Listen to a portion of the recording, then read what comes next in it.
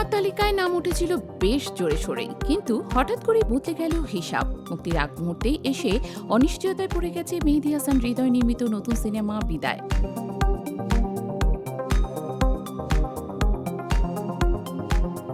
একদিকে পরিচালক মরিয়া হয়ে ঈদের সিনেমাটিকে মুক্তি দিতে চাইছেন, অন্যদিকে প্রযোজক ভাবছেন ভিন্ন পথে। ঈদের ভিড় এড়িয়ে দুর্গাপূজায় সিনেমা আনার পরিকল্পনা করছেন তিনি। আর এই দ্বিধা এখন দর্শকদের মধ্যেও তৈরি করেছে কৌতূহল।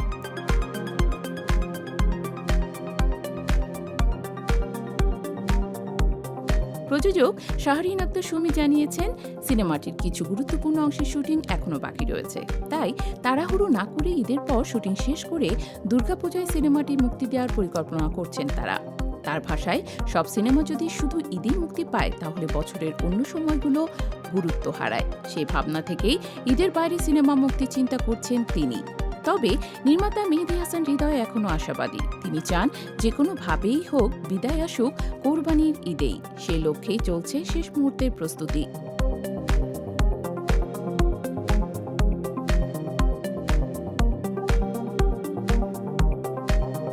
বুধবার রাজধানীর শাহজালাল আন্তর্জাতিক বিমানবন্দরেও সিনেমাটির শুটিং হয়েছে। হৃদয় জানান, একটি বিশেষ দৃশ্যের জন্য বাস্তব বিমান দরকার, যেখানে থাকবে গোলাগুলির দৃশ্য, কিন্তু এখনও সেই অনুমতি মেলেনি।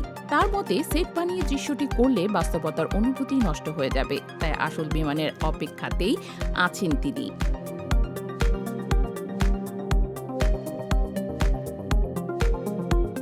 হৃদয় বলেন, এই একটি দৃশ্য করতে পারলেই আমার আর কোনো দুশ্চিন্তা নেই। মাত্র একদিন লাগবে শুটিং শেষ করতে, তারপর ঈদে মুক্তি দিতে কোনো সমস্যা হবে না।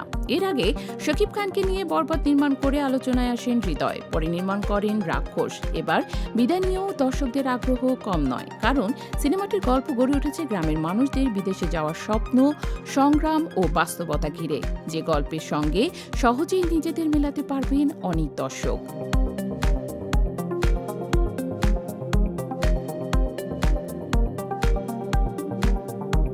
সিনেমাটিতে চেয়ারম্যান চরিত্রে অভিনয় করেছেন একসময় জনপ্রিয় নায়ক বাপ্পারাজ। তার সঙ্গে আছেন প্রার্থনা ফরদিন দিঘি, ফারুক আহমেদ, ফজলুর রহমান বাবু ও মুকিত জাকারিয়া।